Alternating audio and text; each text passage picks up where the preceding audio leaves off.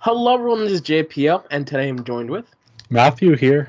yes, and we're podcasting in brackets. Hello, Matthew. How you doing today? I'm doing good. How are you? Oh, I'm doing great. So, anyway, guys, today we're going to talk about our favorite TV episodes. I don't know about you, Matthew, but I love watching TV. Yeah, it's fun. We Yeah, had a lot of episodes. We actually did more than our traditional 5 today. yeah. Tried to hit. Yeah. Today we're going to talk about our top 7 favorite TV episodes. This one was a bit hard to figure out because I love TV shows. I love a lot of episodes, but it's really hard to just compare which ones I prefer over the other. So, yeah. So for this list, I made a rule to choose just one episode from just one each TV show. Because if I didn't do that, then I'm pretty sure like I'd have several episodes of Clone Wars, several episodes of this other show, and it'd be like I wouldn't get to talk about other stuff. So I made the rule: there's to talk about one episode per show. Had to figure out which is the best episode, and I also made myself choose an episode which I can consider my favorite and can be shown with the least amount of context needed, so the episode can stand by itself.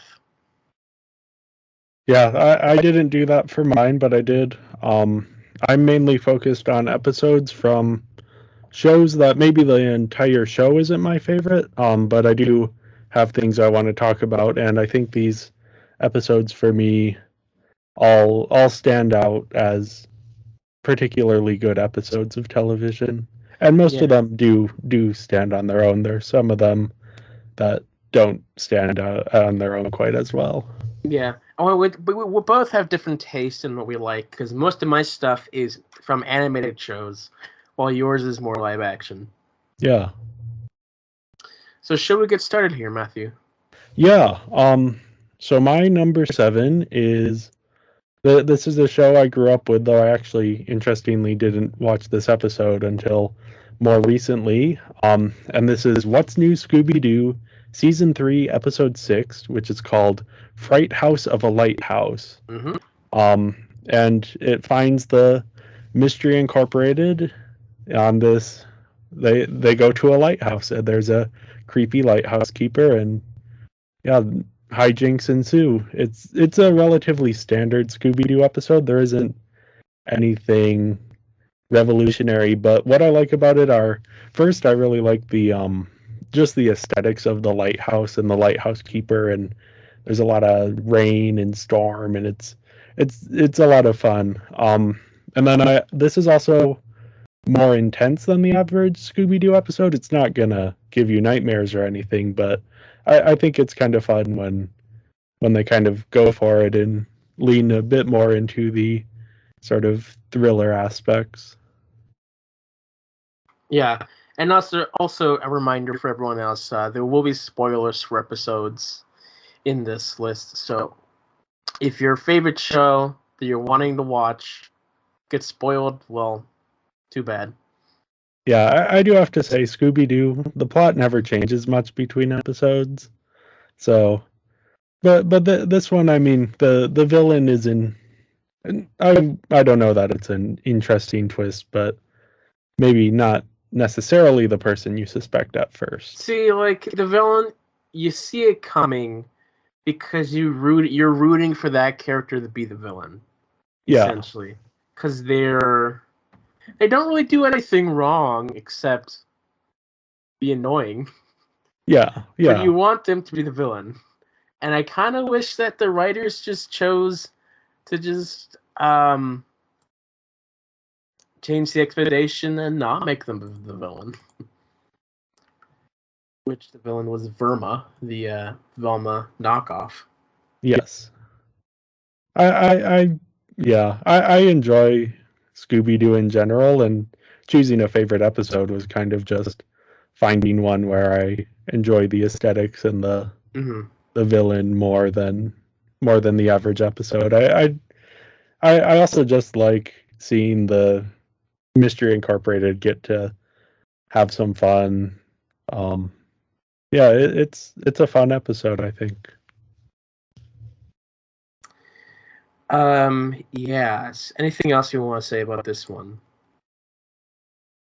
It's Very Scooby good, Doo. very good Halloween watch if you're ever or on a stormy night, wind Stormy and Night. rain, and Yeah. get you in the mood for. Yeah. It's just a classic Scooby Doo adventure. Yeah. I will say about this show specifically, I probably prefer the style of this show to the most out of most Scooby Doo adaptations. I just like the art style, the actors in it, and just the overall feel. I grew Yeah, up on this show when it came out, so um, yeah, yeah, yeah, it sticks a bit closer to the original one than some of the shows try to bring in new elements. And I mean it's always interesting to see what people experiment with the formula, but it's nice to have the formula executed well every week. yeah. All right, so let's move on to my number 7. My number 7 is from the Clone Wars, which of course the Clone Wars would be on this list. Um, but for me, my number 7 is coming from season 1, episode 22, Hostage Crisis. I chose this one because, again, I wanted to choose one that could stand by itself. Most of my favorite Clone Wars episodes happen because of being part of multiple episodes arcs. This episode came out originally by itself, so there was no context going into it. There has since been other episodes leading into it. But for me, why I like this episode is because it introduced to me the character of Cad Bane, who is my favorite bounty hunter and just my favorite character in general. He's a blue guy with a cowboy hat and attire, and he's just so cool. Like he's just so slick. He's like so what's the word? Gentlemanlike in the way he just talks and it's just cool. I just like him. This one specifically, um, we see him. We also see Anakin in a situation where he doesn't have his lightsaber and he has to fight his way out. And yeah, just a classic episode that I can just turn on at any point and watch. Yeah, this is a real showcase for Cad Bane. He's kind of the standout of everything in the episode. It's interesting. This was I hadn't seen this episode in a few years until rewatching it for this podcast, and yeah, it makes me want to go back and see the rest of the show. Yeah. I will say, like, I do enjoy other episodes of Cad Bane. I love all episodes with Cad Bane in it. But yeah, this is the only one where he's by himself in a standalone story, besides later stuff. But yeah, I don't know what else to say about this. Yeah, Animation was what it was at the time. It has since improved. yeah, that I think is maybe the one of the rougher parts of this. Yeah. Plus the Padme Anakin romance, of course. But yeah, it is what it is, and what we have is pretty cool. Yeah, That's it's always fun to see bounty hunters in the Star Wars universe get their own focus. Of it's course, also quite interesting how this series and this one specifically just takes a break from following our heroes and decides, guess what? The bad guy is going to be the main character we're going to follow in this one. Sure, you still got Anakin, but the bad guy is going to win, and he's going to be the one we follow. Look at him. Here he goes. yeah, I just really enjoyed that different change, and it's the finale of this first season. So yeah, yeah, it is an interesting finale. I didn't watch the show in order the first time I saw it, so I hadn't really thought of it in that context. But not necessarily the what you would expect a finale to do, but very interesting. all right. Number 6. Yeah, so my number 6 is maybe a bit of a swerve away from animation. And it's a documentary episode that is the closest thing I've seen to a horror documentary, and that is Blue Planet 2, Episode 2, which is called The Deep. So this is the sequel series to the original BBC Blue Planet, and both series have iconic episodes focusing on the depths of the ocean. And in the second series, they really lean into sort of the creepiness and the just the all around scariness of the deep. Yeah, They really focus a lot on sort of strange and creepy animals. They even have some jump scares, and it's a lot of fun. It's not what you expect when you go into a nature documentary. To just be like at the edge of your seat. What's gonna happen? yeah. Especially when you see like sharks feeding on a dead whale, and like the only color that you could see is the red of the blood. And it's like, oh, spooky, scary, sharks and violence and stuff. Yeah, Eels coming out of these little flower things, tubes. Um, but yeah, just still classic episode of Blue Planet. I yeah, don't know what else to say. You got David Attenborough, who's got that voice. yeah. It's really a great showcase of what BBC has been able to do with their nature documentaries. Just the filmmaking of it is so Yeah, impressive when you're thinking of how much effort they have to go through to film any of these scenes and the yeah. How types of long did it take them to technology. film this? Like, how were they able to film some shots? Because some shots get them real close to these animals. Yeah, it's impressive just from a technological perspective, and then when you add in sort of the really interesting editing and the narration, it makes for, I think, one of the best nature documentaries I've ever seen, and obviously it's on my list of my favorite episodes of all time. So Yeah, yeah, it's one I've revisited a lot. yeah. It's definitely a fun watch. All right. So moving on to my number 6, mine comes from the 2003 Teenage Mutant Ninja Turtles, which was my favorite show that I watched growing up as a kid. And it's from season 1, episode 17, The Shredder Strikes Back, part 1. So this one, when doing this list, it was pretty hard to come up with this episode because this is the episode I think of when I think about this show specifically. And The Shredder Strikes Back is, well, based on the title, The Shredder, the character, strikes back. Context for this one, we just have Leo who's running in his normal morning routine jog, and you have the other turtles just goofing around at the apartment. And throughout the entire jog, Leo gets attacked by different foot soldiers, and he overcomes them in most situations. And then he finally meets up with the Shredder, who at this point in the show was presumed to be dead. But so this is the first time he appears. He comes back. The episode ends with Leo just crashing through the window, totally beaten to a pulp, and the fear of like, oh no, the Shredder's back. It really shows off just how menacing the Shredder can be and how big of a threat. Because at this point in the show, none of our turtles have been this badly injured to the point where they're comatose for several episodes in. So, yeah, this one definitely struck a chord in my memory. Just how shocking for the character of Leo to be this injured because he's my favorite turtle, and to see him this injured was shocking. I could never think of it to happen. So, yeah,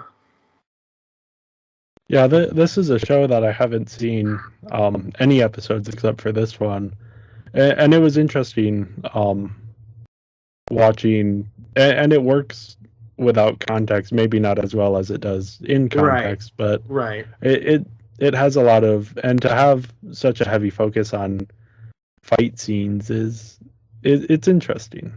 Mhm. Yeah, it's not really much else I can say. I've described it to the best of my ability of what I like about it. And so, yeah, there you go. Yeah, it was fun to check out, and maybe I'll have to double back and see more TMNT. But yeah, All right. so yeah, my number 5 episode is kind of an odd one given the rest of our list so far. And it's the first episode of season 2 of Fleabag, and doesn't have a unique title, but the conceit of this is to bring you back into the show. The entire episode is focused on one dinner that the main characters of the show are having, and sort of the awkward interactions as they sort of catch you up to what's happened since last season. Um, and it's full of sort of the awkward, snide remarks that they make at each other before eventually sort of erupting into chaos.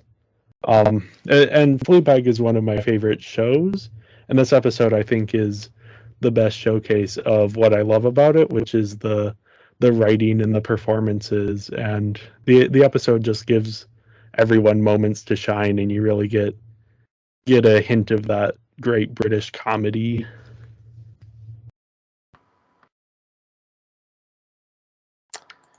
Yeah, no, this was a weird watch because it's not my style of episode humor, but it was nice to see just the funny character interactions and just how characters perceive each other.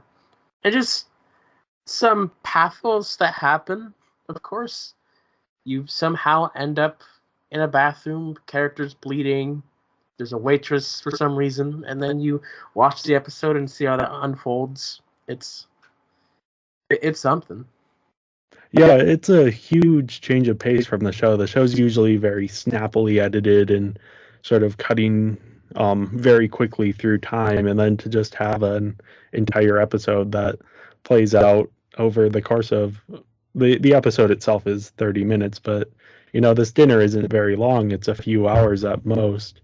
So you really slow down and get to live in the moment, but then also wonder like how did things get so chaotic Yeah. that And people. of course the dinner takes place for the most part at the dinner table.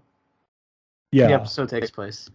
And so I do also just really appreciate episodes that take place in a location, just one location, and just make a whole episode and still capture your attention, even though you're not really going to many places. You're just there. yeah. This isn't where I would suggest you start watching Fleabag, but No. it's really the best showcase of what the show has to offer, Right. and a really strong start to what I think is maybe one of the best seasons of television ever. It's definitely in my top 5 of that, though. That may be a podcast we do later. Okay. Um, and so moving on to my number 5. My number 5 comes from My Little Pony Friendship is Magic, and this is from season 5, episode 12, called Amending Fences. Um, so yeah, this is the story of our character Twilight, who remembers that there was a friend group that she used to have that she completely ignored, and she feels sorry and upset that she completely ignored them. So she goes back to all her friends back then and try to make amends with them. And yeah, part of the reason why I like this episode specifically is that one, it's written by at this point in time, it was written by the one of the episode writers that I liked the most, and this was intended to be his last episode. Uh, on top of that, it was just nice of them to go back to the beginning of the show to finally answer the relationship of these characters to this one character and talk about what was their friendship like. because at this point, I was expecting to see these characters a lot in the show, but they weren't. And then when they finally showed up here in this episode, I was like, heck yeah, I wanted to see this. And so, yeah, I really enjoyed the story. I loved seeing these characters. They were background characters the entire time, and just finally to see them on screen, having voices and talking and interacting was great. Um, and just having the story of amending to people is great too. And so I just really enjoyed those aspects. Yeah, I don't really have much to say on this episode since this was the first episode I've ever seen of the show, so I was maybe a little bit lost, but Right. it's sort of interesting to jump in at this point and try and figure out who's who and what's what. Yeah. And yeah, just so let's move on to number 4 because you don't have much else to say about this episode. Yeah. So my number 4 is maybe one of the most technically impressive episodes of television, certainly that I've seen. And it is the 6th episode of the miniseries The Haunting of Hill House, and it's titled Two Storms. And this takes place at the halfway point of the season, so they've spent the first 5 episodes establishing all of the characters and their relationships and their own personal struggles, and here we finally see them coming together as adults at this funeral. And meanwhile, it's also telling the story of this storm at Hill House, where things go a little bit crazy. And the cool thing about this episode is that it's told in several long takes, where it's just unbroken. The camera's moving past characters and spinning around them, and ghosts are appearing and disappearing, and different things are happening, and it escalates over time. It starts off very simple, and then by the end of the episode, you're moving between floors and statues are appearing and disappearing, and yeah, it's a lot of fun. And then it's also a very emotionally tense episode. It's a bunch of characters who don't quite get along, showing up in the same place and sort of confronting the things that they've held onto, the emotions they've held onto for years, and finally having this sort of explosive expression of it. And it's framed by these two storms that are happening at the same time. Yeah, so I had not watched Hill House going into this, and so for watching this episode, I was excited to see just what would it be like just to jump in here, and I think it did really well. I was engaged. I felt like the whole mystery of the relationship and how they interact was intriguing to see. And of course, the big thing I think I could take away from this episode was the technological achievement of taking the one shots. I love just these one takes, long takes that can be intricate. I know you and I back in high school we created a one take, and just the process of creating it was fun. Just figuring out, okay, let's get this character in and out through here. Let's get this thing interesting. Well, so yeah, I really enjoyed that. There was the moment in this episode where I was like, how the heck did they film that? And learning how they did it was interesting, and just paying close attention about where cuts were, figuring out, okay, so who's doing what here, how quickly is this change?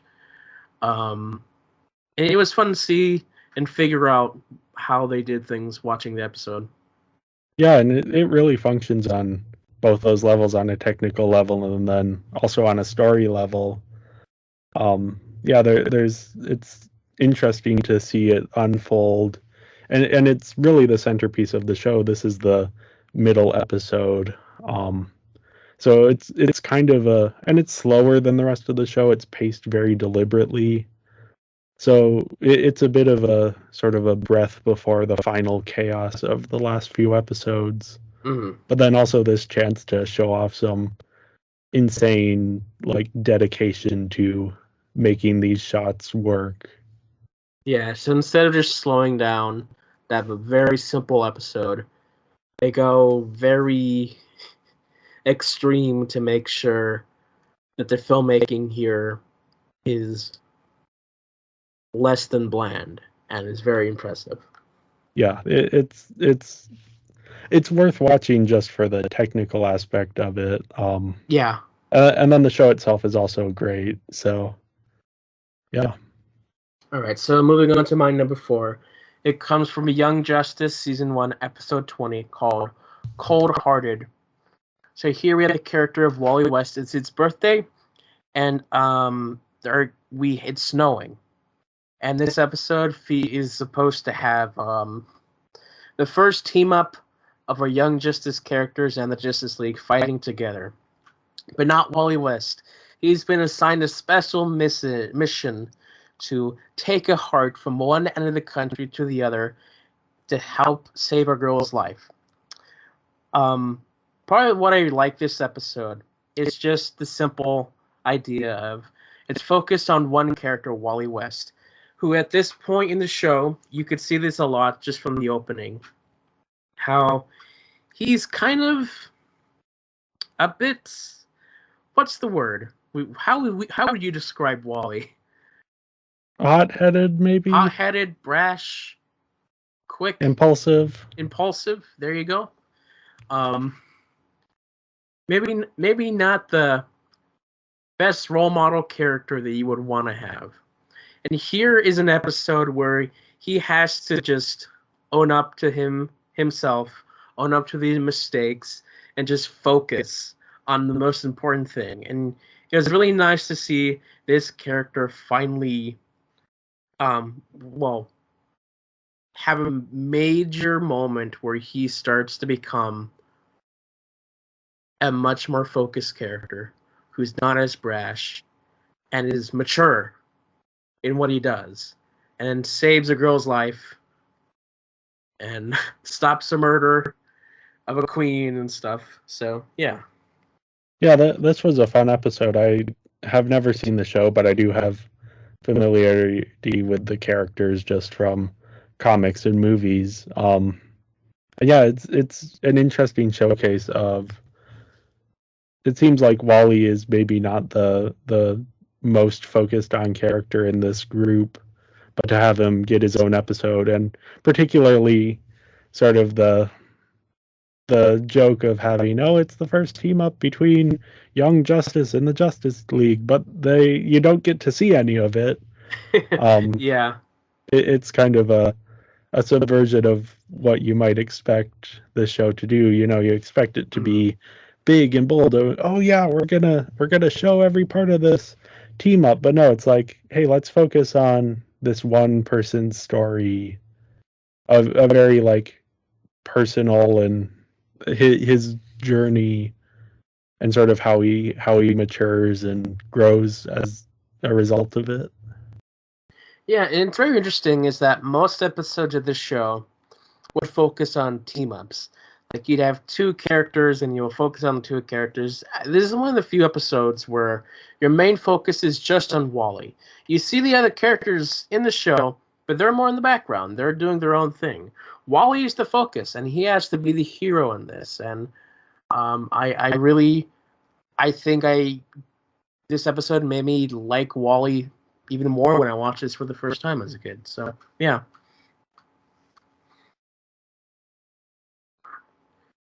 Moving on. Yeah, so my next episode, this is number 3 from a show that I love a lot. I've seen it many times. Gravity Falls, and I've chosen season 2, episode 10, which is Northwest Mansion Mystery.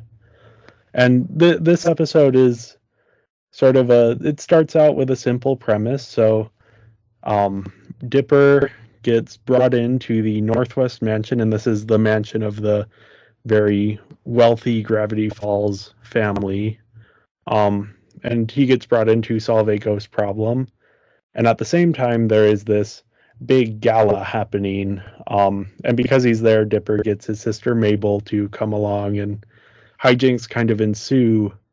But what makes this episode special is it's kind of the one of the first times that the show gets pretty dark and the stakes are actually quite high in this episode. There's a lot of danger, and that had happened before in the show, but this is kind of leading up to the finale, where things get pretty intense. This is sort of the first sign that there's a lot more danger that they're facing than you might expect for a kids show. But then it's also this sort of self-contained, fun little mystery, with plenty of good jokes and a lot of fun moments. Yeah. The next couple episodes after this one are my personal favorites, but this one's a good one too. A nice in between before the two big storms that come after this one. Yeah, I think what I like about this one more specifically is how it in a way redeems the character of Pacifica Northwest. I love it when characters can be redeemed, especially the bully characters. So instead of having them constantly being these annoying, whatever they are, they have a change. And here we get to see this change in this character, and you root for this change, and it's like, yeah, do it, be good, don't be like this, and it's great when the change finally happens.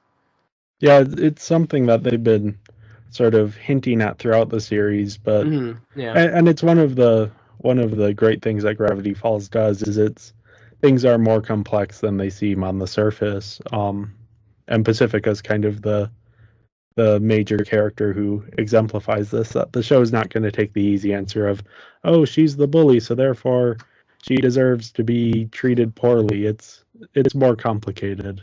yeah.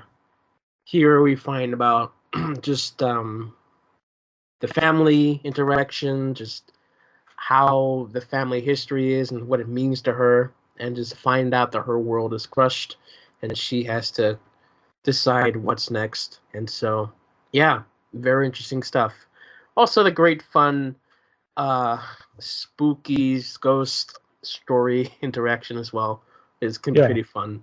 Yeah, there's some Evil Dead references, and yeah, it's on the spookier side of the show, Like which they go crazy in this one, where you have blood coming out of dead, out of mannequins, and just you pretty much get more.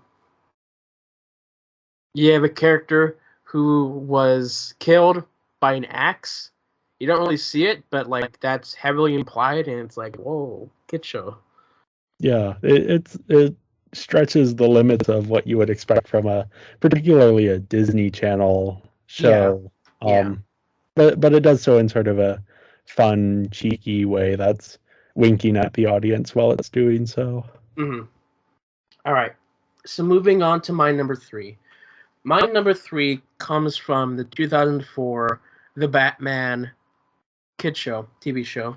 And it's from season 3, episode 3, called Gotham's Ultimate Criminal Mastermind. So pretty much what we have here is that we have Gotham's Ultimate Criminal Mastermind, also known as Dave, who is pretty much just a computer who has the personalities of all of Gotham's criminals. But he goes crazy, escapes, becomes a robot, and faces off against Batman. And what I really love about this episode is that here, Dave is just ahead of the game the entire time. He constantly beats Batman. He's so smart, he works out to figure out whose Batman identity is. And he's like one of the only villains in the show to do it.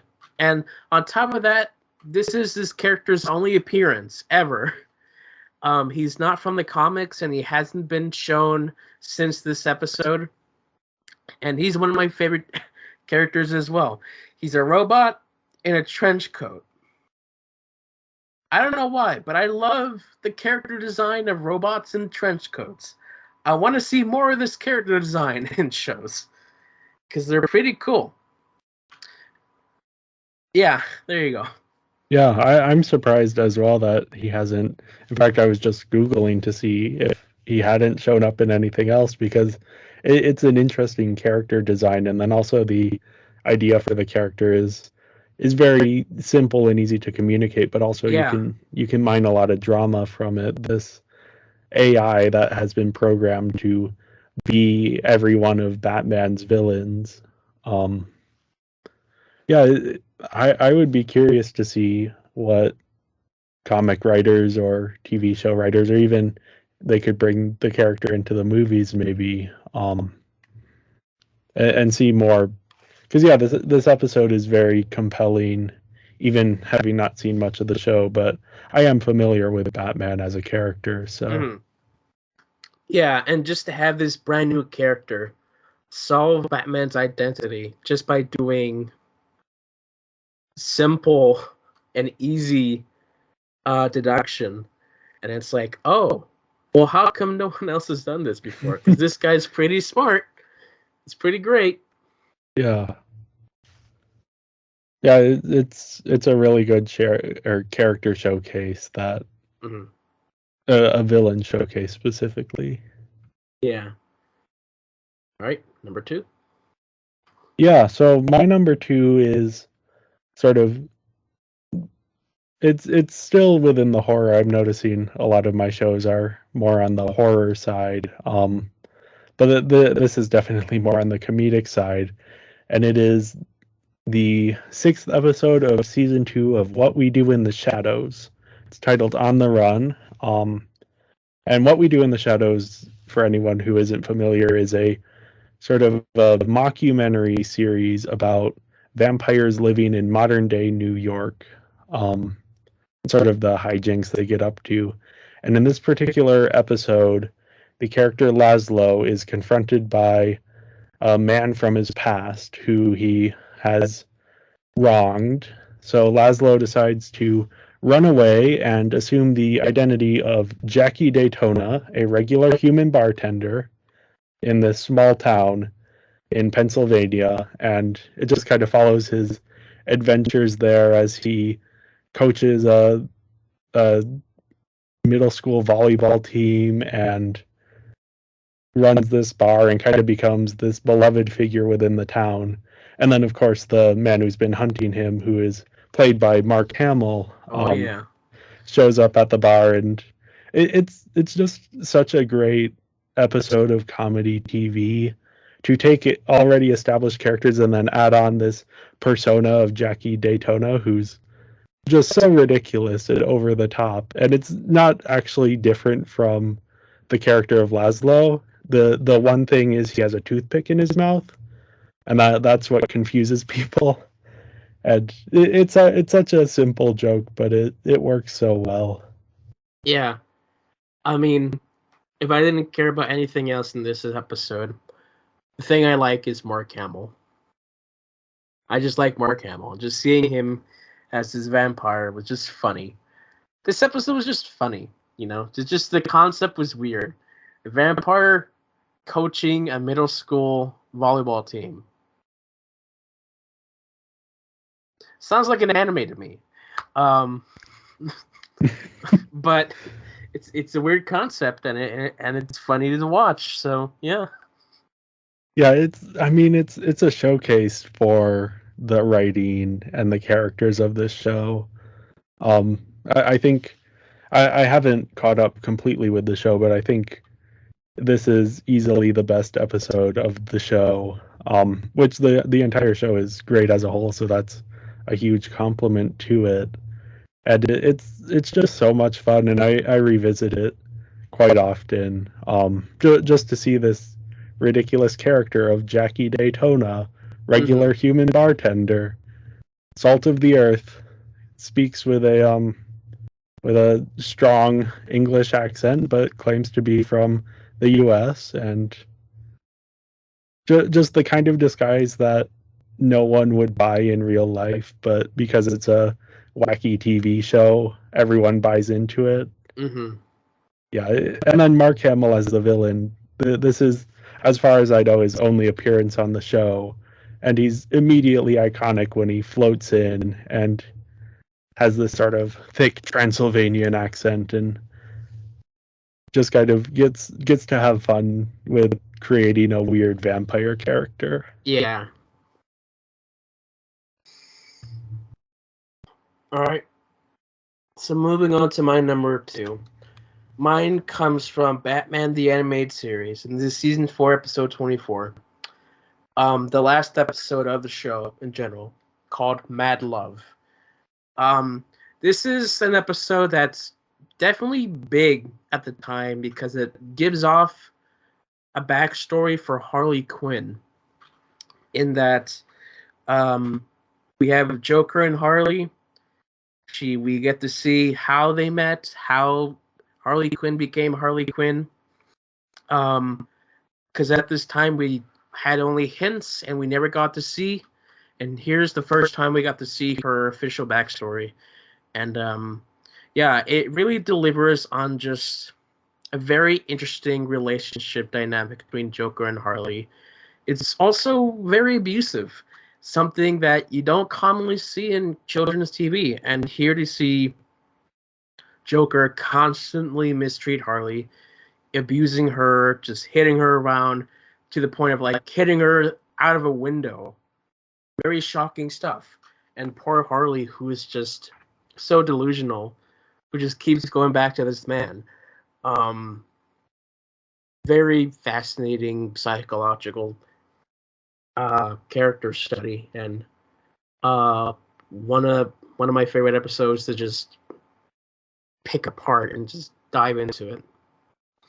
Yeah, this is the Joker has had several sort of underlings and love interests in the comics, but I think the reason that Harley Quinn is the only one that's stuck around is because of this episode. Mm-hmm. It really dives deep and lets you know exactly what's up with Harley Quinn. Like, why would she care about the Joker in any way? Why would she keep falling for him? Why would she stay in this relationship? And I personally think it's made even better by the more recent subversions of this episode. The obviously the Birds of Prey movie and then also the Harley Quinn TV show play out very similar dynamics, but in a very different way that gives Harley more agency and kind of a happier ending than this episode gives. But none of that would happen without this episode providing that groundwork to build off of. Right. What's even sadder in this specific character's life, in this universe, Harley doesn't escape from Joker's grasp until the character Joker finally dies, and Harley is able to move on and have a life of her own, which is pretty sad. But eventually she's able to, and that's a moment for her. Yeah, it really makes you root for a character who otherwise might not have felt all that special. I mean, she's not the only girlfriend Joker has had, but she's endured in a way because she has such a complex backstory that was told so well in this episode. Yeah. And yeah, I don't have much else to say about this one. It's a classic. It's one that a lot of fans put on their top 10 lists for Batman episodes. This episode has been talked about so many times with other people. I didn't really say much else about it that they've not said. So yeah. Yeah, it was great. It's probably the episode of the ones that you showed me that I was most tempted to say, hey, maybe I should put this on my list too. All right. Let's go on to our number ones. Yeah, so my number one is the pilot episode of the TV show Legion. So this is season 1, episode 1. And it follows David, who is in an institution, and he has some sort of mental illness, but it turns out that maybe he's actually a mutant. And this is based on the X-Men character Legion, who's a villain in the comics, though, and here he's the protagonist. And you kind of see his life in this institution, and then a girl shows up. I believe her name is Sydney, and kind of changes dynamics for him. And then things kind of go a little bit crazy, and you start to see more mutant powers showing up. And then it ends in a long take that of this big battle that then sets up the rest of the show. Yeah, it's such a perfectly calibrated episode. Yeah. The performances are great. Dan Stevens as David is just perfect. He has a very nervous energy that it's endearing in this episode, but then can kind of be menacing as well later on. Yeah, the show is also just very trippy. Yeah, this is the visuals are kind of insane in the best way possible. Yeah, I just going back to like when I first saw this, I just had no idea what I was watching. It's like, what the heck is this? It's weird, but it's also really cool at the same time. Yeah, And it's the best episode of the show, and it's the first episode, so the show is kind of its own thing. yeah. This kind of stands alone as its own Yeah, story, but and I like especially season 1 of the show. I think is excellent, but yeah, it starts out on the best foot possible, yeah, and then maybe doesn't quite live up to its potential from there. But it's such a great first episode that I can't really fault it for that. yeah. It's great. It's fun. There's a couple just one shots that they do that's cool to see. And just the idea of having this super powerful character and not realize that he's super powerful. Who is also dealing with so much trauma and whatnot. It's very interesting to see. Yeah, it's one of the more interesting Marvel properties and Marvel characters, and then taken in this very odd direction that it's a lot of fun to watch. All right. So moving on to my number one. So my number one is from Doctor Who, and it's season 9, episode 11, Heaven Sent. And so a lot of the merits of this episode does come from the context of the episode right before this one, especially the emotional moments. But this episode is just really good, and I'll explain. So essentially, the Doctor is sent to a place, and he's all by himself, right after witnessing the death of one of his friends. And so he's in an emotional state, he's angry, and he has to figure out where he is and what's going on. And so the episode just follows this one character the entire time, going around. And it's an interesting episode about grief and just handling his grief. Um, I also just really love having episodes just about focusing on one character in one location. He's all by himself, and we really get to see this actor's acting abilities expressed because this guy's a really good actor, and he really shows off here. And it's a nice emotional episode to have him process his grief and being by himself, and then finally realizing where he is. It's even more grief and just fascinating to watch. It's going back into it. I like this episode more and more. I think about it. I wouldn't recommend this to be your first episode to watch for Doctor Who. But it's such a well made one, and it's great, and I love this one. Yeah, I had fun watching it even without context. I think as this podcast has probably established, I enjoy sort of material that leans into the horror genre, and this has some fun, creepy aesthetics in this giant empty castle that he's exploring. It's almost like a very complex escape the room type puzzle, and you get to see it play out pretty much like there's not much else going on. There's not much in terms of plot. No. It's just this character in this castle trying to figure out what's going on. And then I also think it's interesting going through all of these. I realized all of your choices are showcases of specific characters. And I think this one, most of all, sort of focusing in on one specific character within the series and sort of what makes them tick and who they are as a person. Mm-hmm. Yeah, and it's great. It's hard to nail down. You like the technological weirdness of things, how things are filmed, and you also like comedy, horror. You like horror. We'll get to that, and you like the weird. Yeah. I think this is a very interesting group of 14 episodes. Yeah, completely different episodes, mind you, because we have completely different choices. I am mostly animation. You're mostly yours. Yeah.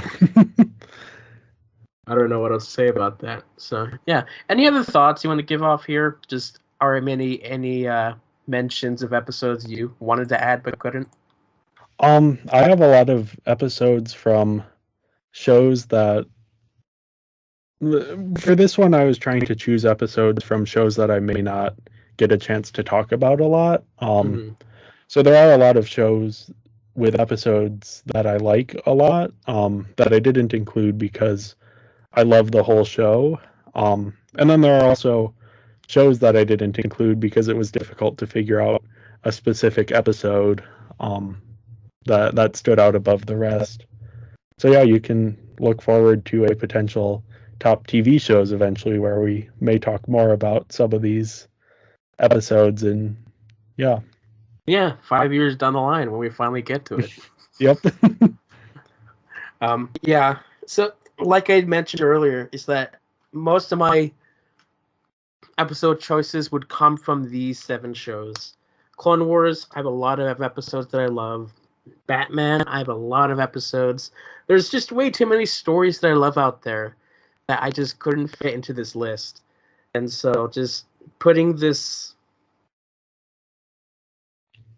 boundary of just choosing one per show was, it was a test. So really it was great. Like I could probably do top 50 and it'd just be all these shows, all their episodes, and it'd be crazy. I don't think we could ever do that because that would take too long. Yeah, that might be more biting off more than we can chew. Yeah, when we're in the old folks' home, when it's just two of us, it's like, oh, I remember this episode. Oh, and we have the time to do it as well. Because yeah. What are we gonna do in the old folks' home? Play bingo? Nah. Yeah. Any final thoughts as well? This was fun to sit down and actually finally put our thoughts into a recording. Yeah, and just watch these episodes. Yeah. This is one that we've been working for a while now. Trying to watch them, trying to figure out which one we love the most, and so it's finally great to just put this one to the rest. So yeah. All right. Thank you guys for watching, and we'll see you all next time. Bye. Bye.